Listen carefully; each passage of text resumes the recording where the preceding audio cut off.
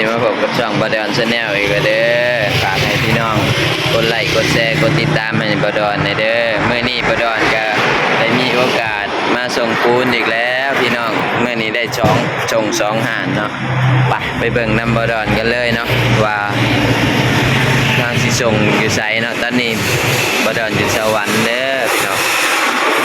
ไปเบิ่งพนักงานแบกปูนเอาเลยเนาะสายตึงนี่สายตึงเอาขา15บ่ต้องห้องก่อนห้าใน10 ตันเนาะฮะ FC หลายได้นี่ FC หลายได้โอ้ธรรมดาอันนี้ไปมา5เตี้ยๆเตี้ย2 4 5เอ้ยเสื้อแดงสอบหนึ่งเสื้อแดงสอบหนึ่งมันต้อง6โมเมนต์ถึกแล้วถึกแล้ว195ใส่กับ5 200เพราะว่าเขาเป็นตัวร้ายทำให้เกิด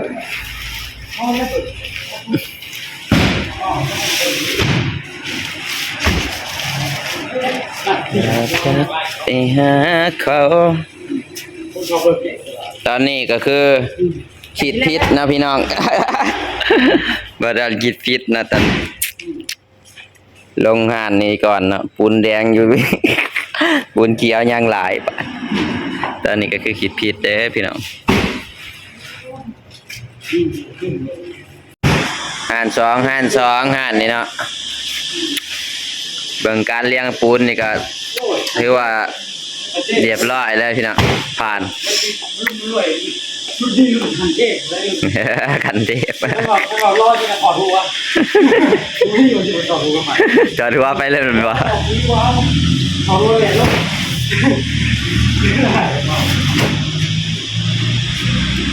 อันนี้ก็คือห่านที่2เด้อมากับสายตึงมือนี่โหนปูนก็ตกกองอยู่พี่น้องเอ้ยเกือบฮอดตารางโมเมนต์ตกเด้ออันนี้เจือนลงลืมห่านนี่20 ตนเนาะห่านน่ะ10 ตน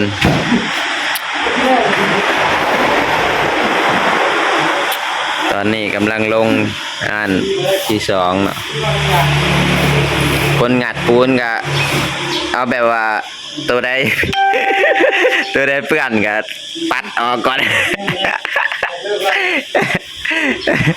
คนงัดเอานี่กันเนาะ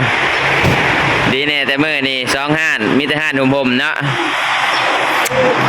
ห่านแบบว่าห่านบ่ถึกแดดเลยเด้นักแบกกำลังงัดเฮาก็เลยสบายหน่อยนึงฮะบ่สบายปานใดวะ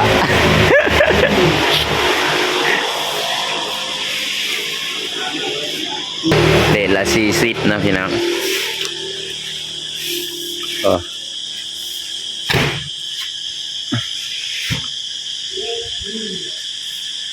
นะครับแบกมาจากปีอะไรครับ2 ปีบ่มาจากไทยมาเขาพูดอยู่แล้ว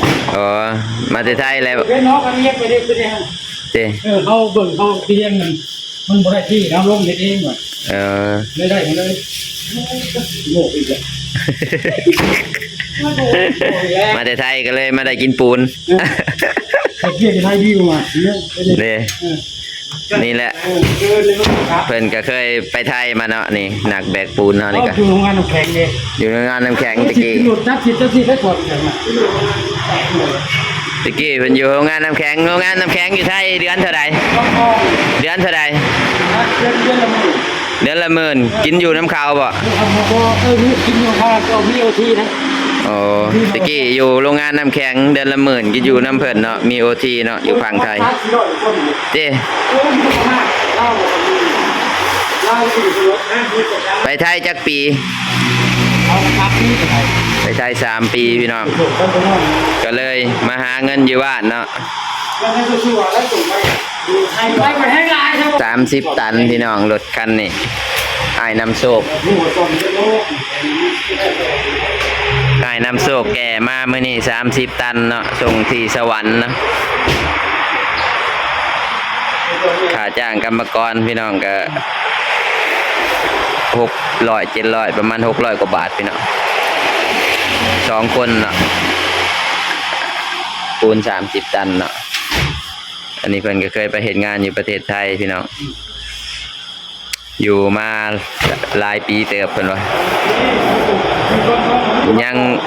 คิดฮอดบ้านแล้วก็เลยมาซะว่า มันจะพกไปอีกไปมั่วได้เบิดที่งานอีก คิดฮอดบ้านแล้วก็เลยมาแล้วก็มาเข้าโรงงานปูนนี่ได้2 ปีแล้ว2 ปีนี่แล้ว พอพี่ได้มีคนนักแต่คาเฟ่จบเลย อืม เป็นเนื้อดูช่วงที่ผมเคยจะกี่แต่เอาแต่ดูเลยทำแบบมันแต่กระดิ่งแต่ทำแต่เดือดผมเลยก็ได้ร้ายว่าทำงานห้องเก็บนี่ แมน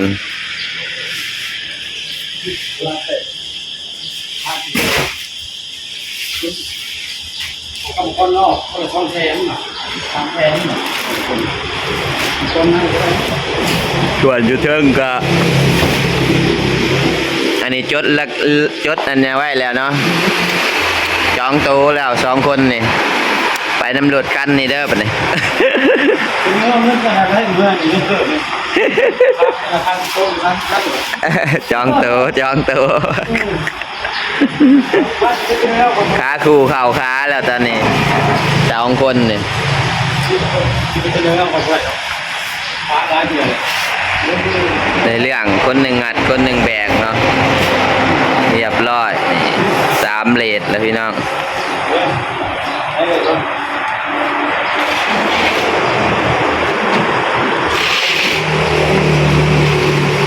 อันนี้ก็คือเพื่อนขายดีเนาะสีมังกากระทิงเบิ่งเงาพี่น้อง ความรุนแรง คิดมันยังไงมันบ่อยมันเอาพันเอเลี่ยนอันนั้นนี่คือชุนพัน ฟันเอเลียน ก็จีว่า ชีวาบัดเพิ่นชีวาก่อน ชุนพันแน่ไหมพวกนั้นเอเลี่ยน บ่มีคำว่ากระสอบแตกเนาะกระสอบโรงงานซีมังนี่บ่ต้องย่านนี่ตรวจสอบให้เบิ่งรถ นี่ว่าผมไม่ขาด บ่มีขาดบ่มีแตก ผมแต่เลยฮักเดียว เลทหักอย่างเดียวพี่น้อง โอ้ยติดพูดเป็นชาติแต่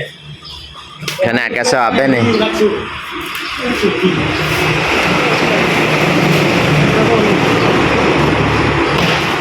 จะเป็นฮักเนาะ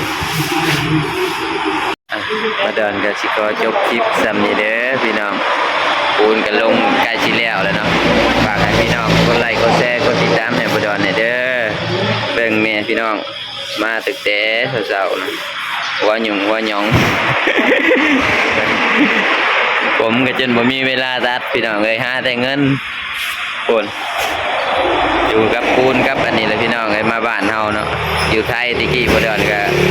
เฮ็ดโรงสีเนาะมาพี่บ่ดอนก็ขับรถปูนเด้อพี่น้องขับรถแก่ปูนมากับอ้ายน้ำโชคบ่ดอนเจอสิขอจบคลิปสำนี้เด้อฝากให้พี่น้องกดไลค์กดแชร์กดติดตามให้บ่ดอนเด้อบ๊ายบาย